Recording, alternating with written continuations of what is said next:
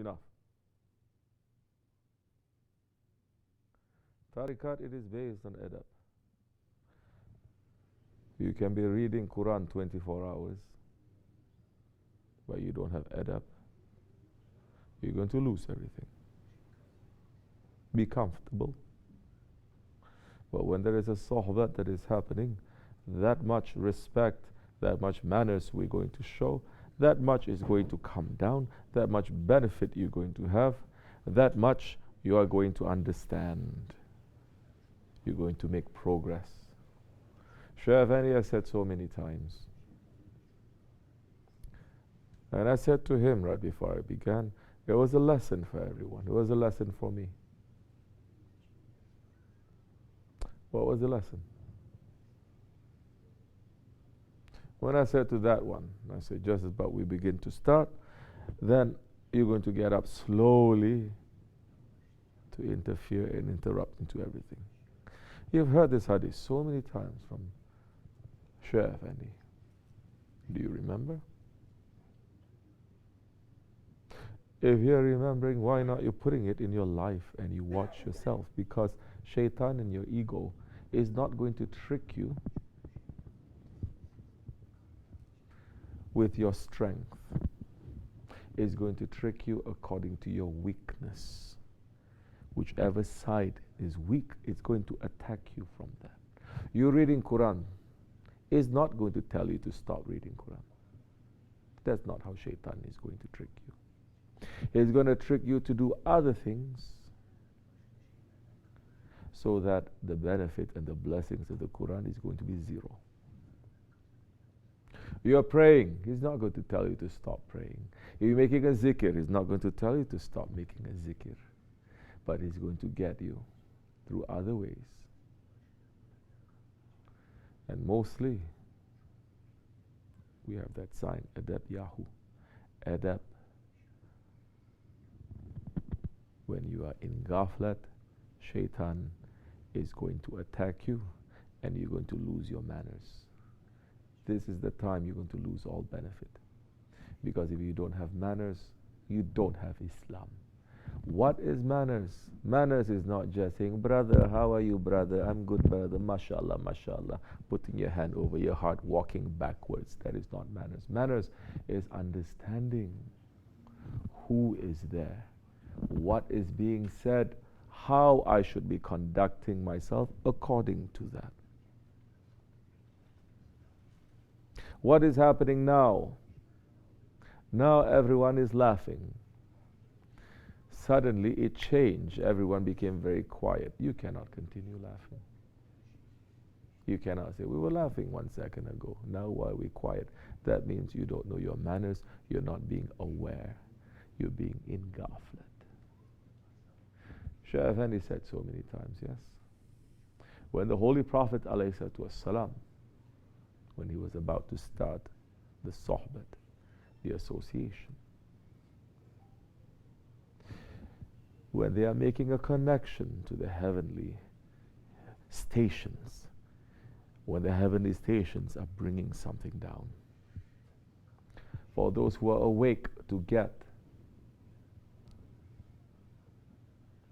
that is the time when the Prophet began, Bismillah ar-Rahman ar-Rahim.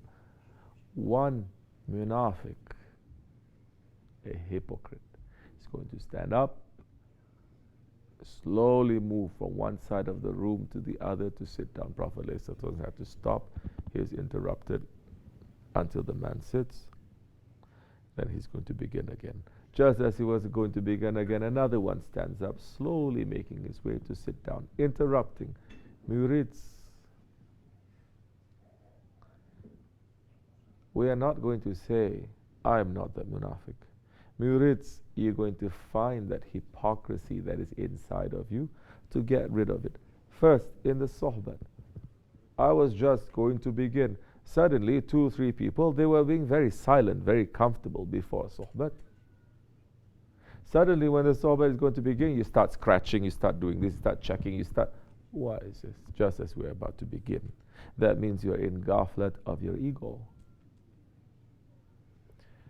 If you're in ghaflat, you're very dangerous. If you're in ghaflat, you're very dangerous.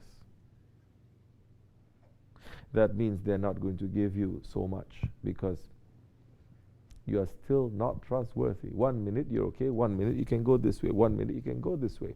Shaitan is hooking you through here, pulling you, suddenly you move. Dunya is pulling you, suddenly you move.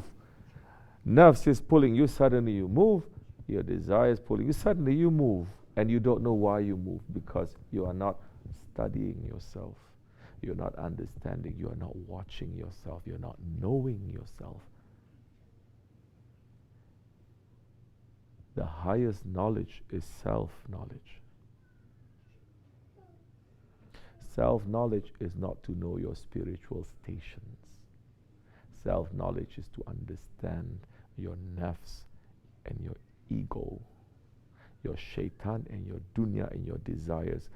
Self-knowledge is to understand what are the veils that is disconnecting you from you and Allah. This is self-knowledge, not to say which station you are. If you're not understanding the ilahs that is inside of you, how are you going to say La ilaha illallah? Then our La ilaha illallah is just like a hypocrite saying La ilaha illallah. What are you saying La to? You don't know. Why we keep on saying it? If we say it one time, it should be enough. Why we keep on saying it? Why it is obligation for us to say it? That means the illahs keep coming up. It's never ending. So when are we going to look to understand ourselves? Especially during the sohbet. Especially in the beginning of the sohbet. Especially during the sohbet, end of the sohbet, the zikr. You're going to watch yourself. Then slowly you're going to watch yourself in your prayers.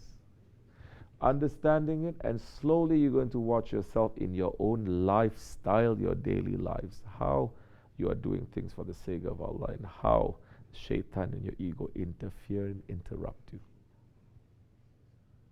When you fight against it, that is tariqat. When you fight against it, not to give in, not to say, I love it, I must embrace it, I must accept it, but to fight against it, then you are in jihadul akbar. Self-knowledge is the highest knowledge. There is only one other knowledge that is higher than that. And self-knowledge is not just to know yourself. You know yourself to know Allah subhanahu wa ta'ala. You don't know yourself, you cannot know Allah subhanahu wa ta'ala. You can swallow all the 4 books. You can swallow all the 104 books. You can swallow all the books of hadith. You can swallow all the knowledges, but you don't know yourself. You have no mirror. You don't allow anyone to guide you. You are stubborn. You are arrogant. You are not bowing down to someone, the knower that is above you, to make you to know yourself. You are not submitting. You know nothing. Zero. Complete nothing. Because you don't know yourself, impossible for you to know Allah subhanahu wa ta'ala. Impossible. We are here for that reason. This is to know ourselves. So when are you going to know yourself? You used to be in the old days too. You're going to watch yourself, you're going to watch others. With everything, but especially with the sofra. When you are eating with each other. If you can watch yourself and understand how close you are, how far you are from Allah subhanahu wa ta'ala. When you are busy with animal characteristics, then that time you're going to understand how close or how near you are to Allah subhanahu wa ta'ala. Or how far or how disconnected you are from Allah subhanahu wa ta'ala. Eating is an animal action. Other kinds, I don't have to tell you.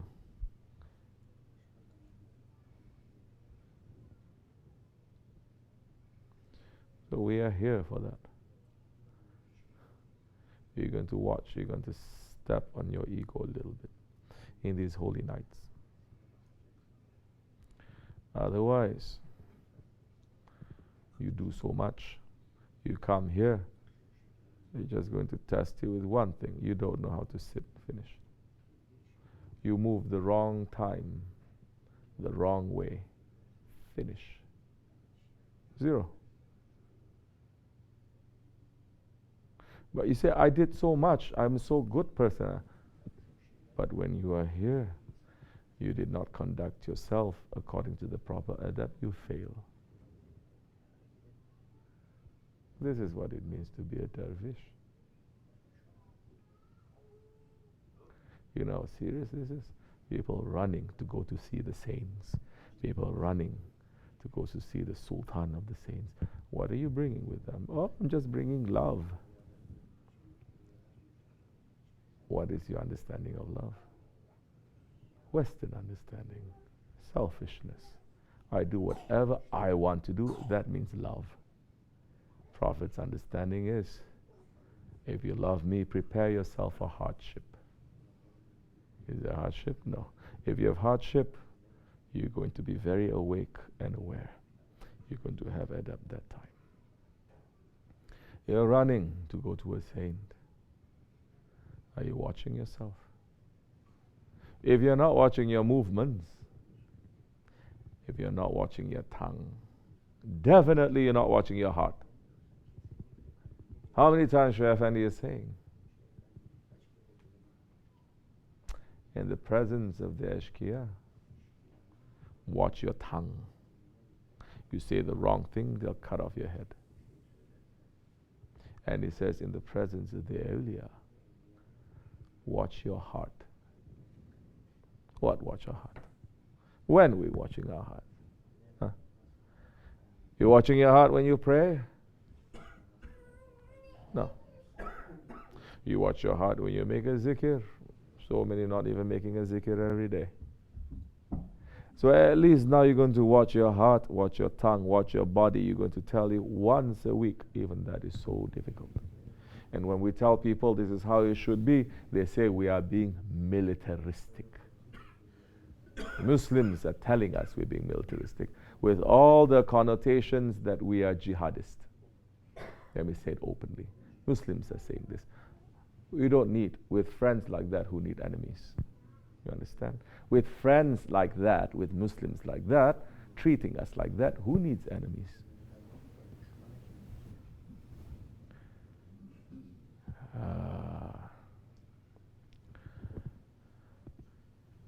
So at least now, holy days and nights, holy times, once a week, watch yourself, be very careful. You will win that time. Whole semester you're not studying, you know the examination is going to come tomorrow. At least you're going to stay up to read something. So many of us, we are like that. So many of us, we save ourselves just because we are doing that. A very big exam is coming in a couple of days. This is a zikr that is happening. Are we watching to say, if tonight is a barat, they're going to judge me according to my intentions, according to my actions, according to my movement. How am I going to be? You don't judge yourself, they will judge you. You start judging yourself, they'll be easy on you. These words first for me, and for those who wants to listen. But we're going to be in very big trouble because I'm watching people are in ghaflat.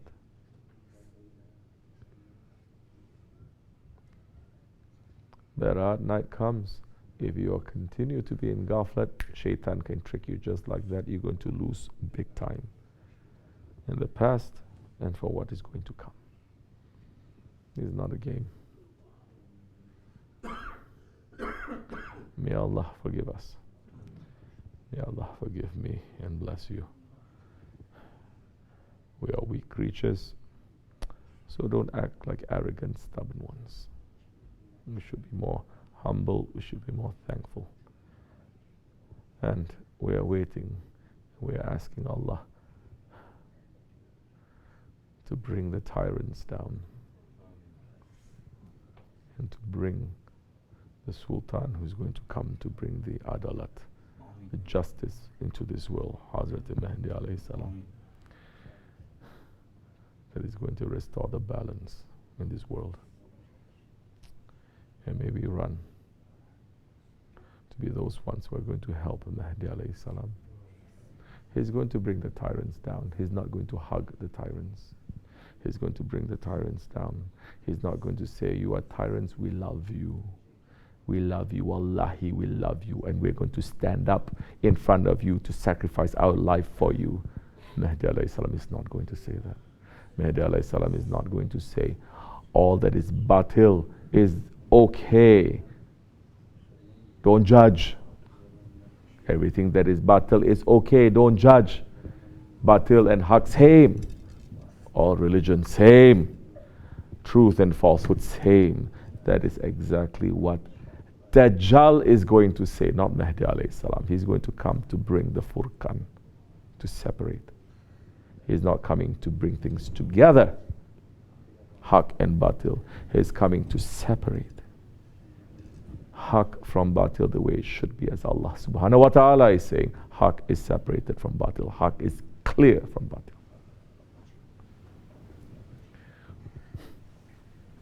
And if we are not separating ourselves from the batil that is inside of us and outside, we're going to fall in the same trick. Fall into the same trap. So much black is white and white is black in these days. Dajjal is completely taking over. Muslims are sleeping. Muslim leaders are snoring, dreaming, not waking up. May Allah forgive me and bless you. Wa min Allahu tawfiq. Fatiha.